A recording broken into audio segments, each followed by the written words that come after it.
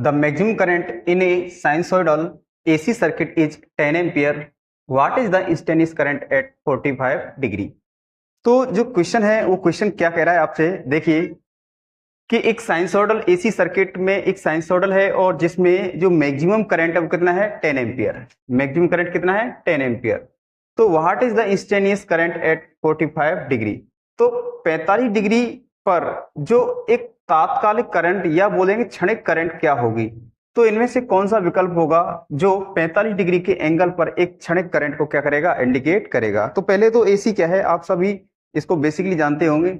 AC current जो एक बोल सकते हैं एक कांस्टेंट रेट पर क्या करती है, अपना टाइम और डायरेक्शन और प्लस में उसकी मैग्नीट्यूड को क्या करती है, चेंज करती रहती है। वो क्या है आपकी एसी।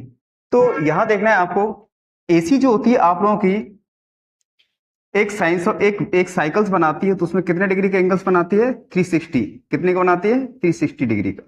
तो यहां देखें ये है आपका 2 पाई, ये है आपका 3 पाई बाई 2, और ये है आपका पाई, और ये क्या है आपका पाई बाई 2। ठीक है ना? तो ये 3 पाई बाई 2 है, और यहां ये आपका हो गया 45 डिग्री।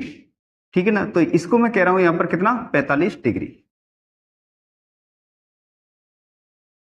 तो यहां 2 पाई हो जाएगा और ये ओमेगा टी इसको इंडिकेट कर।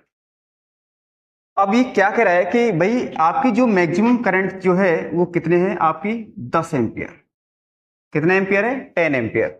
अब ये कह रहा है कि बताइए इस 45 डिग्री जो एंगल्स बनेगा इस पर करंट कितनी होगी? इस पर आई जो 40 डिग्री है इस पर करंट की वैल्यू कितनी होगी?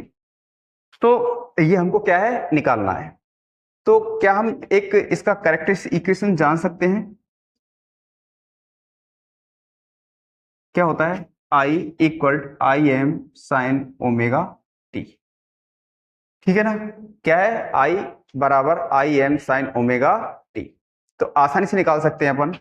आई इक्वल आई एम कितना है आपका 10 एम्पियर, और साइन ओमेगा टी जो दे रखी है तो साइन थीटा एजप्शन करेंगे इसको हम लोग ओमेगा टी को, तो 45 डिग्री।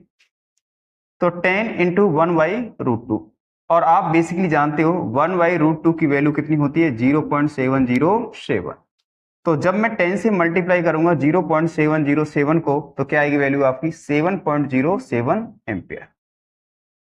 ठीक है ना? तो राइट आंसर कौन सा होगा आपका? ए। तो एक चीज यहां से ये कॉन्सेप्टुअल आपका समझ में आनी चाहिए कि अगर मैक्सिमम करंट किसी भी साइनसॉइडल में ज्यादा होती है तो वहां बनने वाला एंगल क्या होगा? हमेशा ज्यादा होगा। अगर वहां पर एंगल्स छोटा है, एंगल्स कम होता जा रहा है, तो वहां पर डेफिनेटली इंस्टेंटेनियस वैल्यू क्या होगी आपकी? करंट की वैल्यू क्या आएगी? कम आएगी। ठीक है? तो ये सवाल आपका बहुत ही बेसिकली कॉन्सेप्टुअल है, और इस तरह सवाल हमारे चैनल पर लगातार कई समय से डाले जा रहे हैं। और हमारे चैनल को ज्यादा क्या करना है, आपको लाइक करें, सब्सक्राइब करें और शेयर करें।